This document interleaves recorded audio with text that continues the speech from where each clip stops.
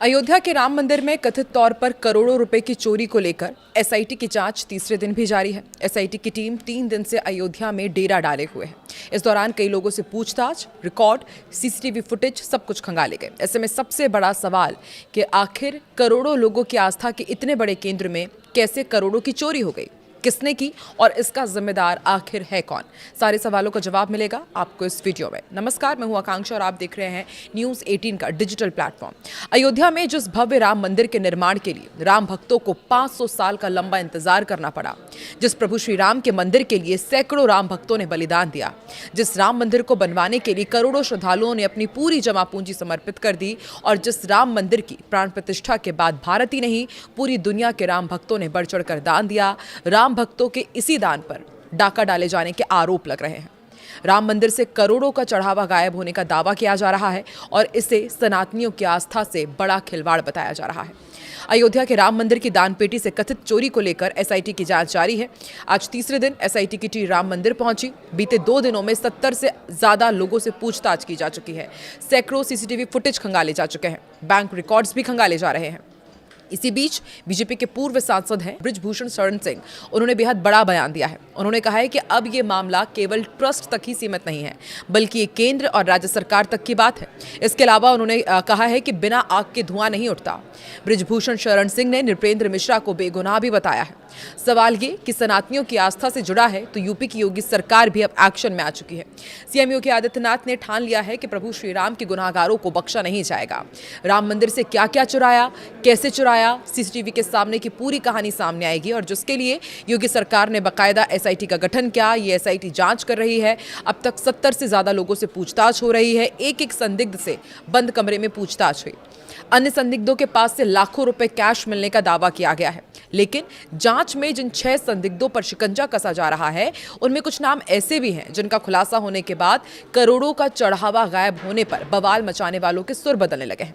सबसे पहले बात राम मंदिर के करोड़ों का चढ़ावा गायब होने के मामले से जुड़े 6 संदिग्ध किरदारों की जो एसआईटी के रडार पर है।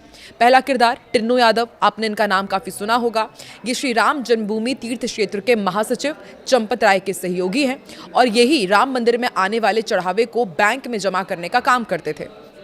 एक वक्त था जब टिन्नू यादव ऑटो चलाते थे और अब इनके पास 50 करोड़ रुपए से ज्यादा की प्रॉपर्टी है और इसी वजह से ये एसआईटी के रडार में आए हैं।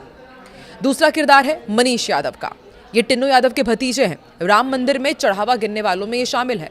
आरोप है कि टिन्नू यादव ने ही अपने भतीजे मनीष यादव की यहाँ पर नौकरी लगवाई थी।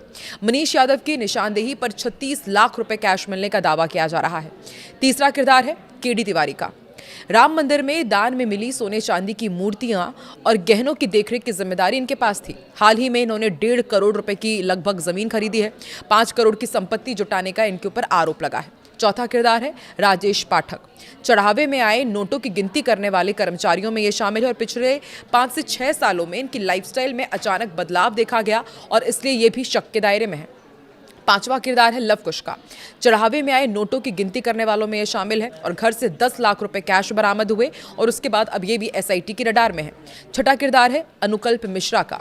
लव कुश के जीजा हैं, नोटों की गिनती ये भी करते थे। हाल ही में करीब 65 लाख रुपए का घर खरीदने और गांव में एक फार्म हाउस बनवाने की वजह से ये एसआईटी की रडार में है। तो एक तरफ प्रभु श्रीराम के गुनाहगारों का सच सामने लाने के लिए सीएम योगी एक्शन के मोड में है, उसका भी असर दिखने मिला है। आरोपियों पर शिकंजा कसा जा रहा है, लेकिन एसआईटी जांच पर राम मंदिर से करोड़ों का चढ़ावा गायब होने को लेकर सबसे पहले मोर्चा खोलने वाले अखिलेश यादव के सुर बदलते हुए दिख रहे हैं। जिस अखिलेश यादव ने इसे सनातनियों की आस्था से खिलवाड़ बताया था, सुप्रीम कोर्ट से दखल देने की मांग की थी, अब वो इस मामले की एसआईटी जांच को सनातन का अपमान बताने लगे। कैमरा बंद करके फैसला लेने की दलील दे रहे हैं। राम मंदिर में चढ़ावे के नियम और उनकी कमियां कहां पर क्या रह गई हैं वो भी आपको बताते हैं। देखिए, नियम ये है कि चढ़ावे की सीसीटीवी की निगरानी में रोजाना गिनती हो। इसमें कमी ये देखी गई कि श्रद्धालु गिनती नहीं देख सकते थे, ना ही सीसीटीवी फुटेज जारी होते हैं। दूसरा नियम यह है कि रकम रजिस्टर में लिख करके लॉकर में रखा जाए और अगले दिन बैंक में जमा कराया जाए। लेकिन सबसे बड़ी जो लापरवाही थी या कहीं गलती या फिर जानबूझ के किया गया कि चढ़ावा की कोई आधिकारिक जानकारी नियमित रूप से सार्वजनिक नहीं की जाती थी। नियम ये भी है कि ऑडिट के बाद ही चढ़ावे की पूरी जानकारी सार्वजनिक हो। पिछली बार दिसंबर 2025 में जानकारी दर्ज की गई थी और कमी इसमें यह है कि दिसंबर 2025 से लेकर के जून 2026 तक कितना चढ़ावा आया ये किसी की जानकारी में ही नहीं है। नियम यह भी है कि अधिकतर बड़े मंदिरों में ऑडिट का काम अंदरूनी लोग या फिर सरकार करती है, लेकिन यहां पर चढ़ावे की रकम के ऑडिट का पूरा काम प्राइवेट कंपनी TCS को सौंपा गया। बता दें कि फिलहाल अयोध्या राम मंदिर के दान पात्रों से धनराशि चोरी होने के अफवाहों पर उत्तर प्रदेश सरकार ने अब तक का सबसे बड़ा एक्शन लिया। श्री राम जन्मभूमि तीर्थ क्षेत्र ट्रस्ट के अनुरोध पर त्वरित संज्ञान लेते हुए शासन ने एक हाई प्रोफाइल जांच दल का गठन किया है। लखनऊ के मंडल आयुक्त विजय विश्वास पंत, जो कि IAS है, उनकी अध्यक्षता में 3 सदस्यीय उच्च स्तरीय समिति इस पूरे मामले की जांच कर रही है। ये प्रशासनिक जांच भी होगी, पुलिसिया भी और वित्तीय पहलुओं की जांच की जा रही है। वहीं अयोध्या राम मंदिर ट्रस्ट के कर्मचारी रामशंकर यादव उर्फ टिन्नू यादव ने अपने ऊपर तमाम आरोपों पर सफाई दी है। टिन्नू ने एक वीडियो जारी किया और कहा है कि मैं 1993 में विश्व हिंदू परिषद से जुड़ा। जो जमीन की कीमत 50 करोड़ रुपए बताई जा रही है वो उन्होंने साल 2008 में खरीदी थी और उस पर निर्माण जो उन्होंने करवाया वो साल 2015 और 16 में हुआ। यानी कोर्ट का फैसला राम मंदिर केस आने से पहले ही उनका मकान बन चुका था।